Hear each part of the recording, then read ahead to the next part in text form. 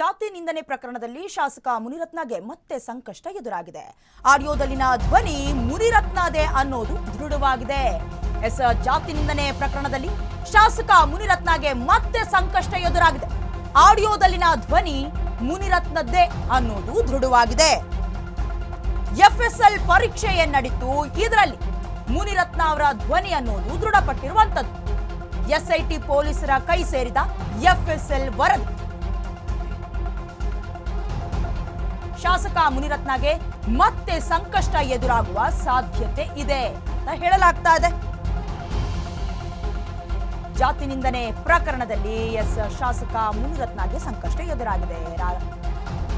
ರಾಜರಾಜೇಶ್ವರಿ ಕ್ಷೇತ್ರದ ಎಂಎಲ್ಎ ಮುನಿರತ್ನ ಅವರಿಗೆ ಮತ್ತೊಮ್ಮೆ ಸಂಕಷ್ಟ ಎದುರಾಗಿದೆ ಅಂದ್ರೂ ಕೂಡ ತಪ್ಪಾಗೋದಿಲ್ಲ.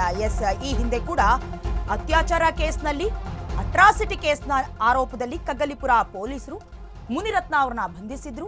ಜೊತೆಗೆ ಬೇಲನ್ನ ಕೂಡ ಪಡ್ಕೊಂಡು ಅಟ್ರಾಸಿಟಿ ಕೇಸ್ನ ಪರವಾಗಿ ಹೊರ ಬಂದಿದ್ರು ಕೂಡ ಮತ್ತೆ HIV ಸಂತ್ರಸ್ತೆಯಿಂದ ಹನಿ ಟ್ರ್ಯಾಪ್ ನಡೆಸಲಾಗ್ತಾ ಇತ್ತು. ಅತ್ಯಾಚಾರದ ವಿಡಿಯೋನ ಇಟ್ಕೊಂಡು ಬೆದರಿಕೆಯನ್ನ ಹಾಕ್ತಾ ಇದ್ರು. ಜೊತೆಗೆ ಪ್ರಮುಖವಾಗಿ 2020ರಿಂದ 2022ರ ಅವಧಿಯಲ್ಲಿ ನಿರಂತರವಾಗಿ ಸಂತ್ರಸ್ತೆಗೆ ಅತ್ಯಾಚಾರವನ್ನ ಮಾಡ್ತಾ ಇದ್ರು ಅನ್ನುವ ಕಾರಣಕ್ಕೆ ಮತ್ತೆ ಬೇಲ್ ಕ್ಯಾನ್ಸಲ್ ಆಗಿ ಮತ್ತೊಮ್ಮೆ ಜೈಲಿನ ಪಾಲಾಗಿದ್ದಂತಹ ಮುನಿರತ್ನ ಅವರಿಗೆ ಮತ್ತೊಂದು ಸಂಕಷ್ಟ ಎದುರಾಗಿದೆ ಅಂದ್ರೂ ಕೂಡ ತಪ್ಪಾಗೋದಿಲ್ಲ. ವೇಲು ನಾಯಕ್ಗೆ ಜಾತಿ ನಿಂದನೆ ಮಾಡಿ ಶಾಸಕ ಬೈದಿದ್ದಂತಹ ಆಡಿಯೋ ವೈರಲ್ ಆಗಿದೆ. ವೈಯಾಲಿ ಕಾವೇಲ್ ಠಾಣೆಗೆ ವೇಲು ನಾಯಕ್ ದೂರು ನೀಡಿದ್ರು.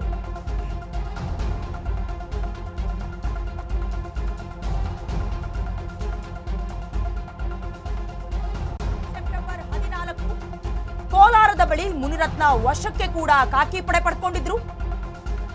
ಕಗ್ಗಲಿಪುರ ಠಾಣೆಯಲ್ಲಿ ಅತ್ಯಾಚಾರ ಕೇಸ್ ಕೂಡ ಇವರ ವಿರುದ್ಧವಾಗಿ ದಾಖಲಾಗಿತ್ತು. ಪರಪ್ಪನ ಅಗ್ರಹಾರ ಜೈಲಿನಿಂದ ಬಾಡಿ ವಾರೆಂಟ್ ಮೇಲೆ ವಶಕ್ಕೆ ಪಡ್ಕೊಂಡಿದ್ರು.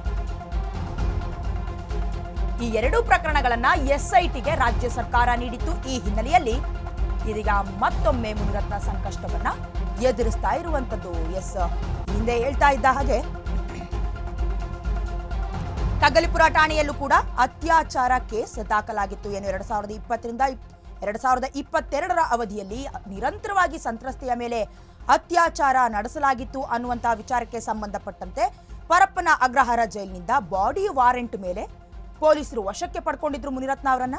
ಈ ಎರಡೂ ಪ್ರಕರಣಗಳು ಅಂದ್ರೆ ಜಾತಿ ನಿಂದನೆ, ಅಟ್ರಾಸಿಟಿ ಕೇಸ್ ಹಾಗೆ ಅತ್ಯಾಚಾರ ಪ್ರಕರಣ, ಜೊತೆಯಲ್ಲಿ ಕೆಲವೊಂದಷ್ಟು ಪ್ರಕರಣಗಳು ಇವೆ ಇವ್ರ ಮೇಲೆ. ಅಂದ್ರೆ ಹನಿ ಟ್ರ್ಯಾಪ್, HIV ಸಂತ್ರಸ್ತೆಯಿಂದ ಹನಿ ಟ್ರ್ಯಾಪ್ ಅನ್ನ ಮಾಡಿಸ್ತಾ ಇದ್ರು ಅನ್ನುವಂತ ವಿಚಾರಕ್ಕೆ ಸಂಬಂಧಪಟ್ಟಂತೆ ಈ ಎಲ್ಲಾ ವಿಚಾರವನ್ನ ರಾಜ್ಯ ಸರ್ಕಾರ ಎಸ್ಐಟಿಗೆ ನೀಡಿತ್ತು. ಹಾಗೆ ಇವತ್ತು ಆಡಿಯೋದಲ್ಲಿ ಮುನಿರತ್ನ ಅವರದ್ದೇ ಧ್ವನಿ ಅನ್ನೋದು ಕೂಡ ದೃಢವಾಗಿದೆ. ಮೂಲ ಆಡಿಯೋವನ್ನ ಎಫ್ಎಸ್ಎಲ್ಗೆ ಕಳುಹಿಸಲಾಗಿತ್ತು. ಇದೀಗ ವರದಿ ಕೂಡ ಬಂದಿದೆ. ಜೊತೆಗೆ ಇಲ್ಲೊಂದು ಟ್ವಿಸ್ಟ್ ಇದೆ, ಮುನಿರತ್ನ ಅವರದ್ದೇ ಈ ವಾಯ್ಸ್ ಅನ್ನೋದು ಕೂಡ ದೃಢವಾಗಿರುವಂತದ್ದು.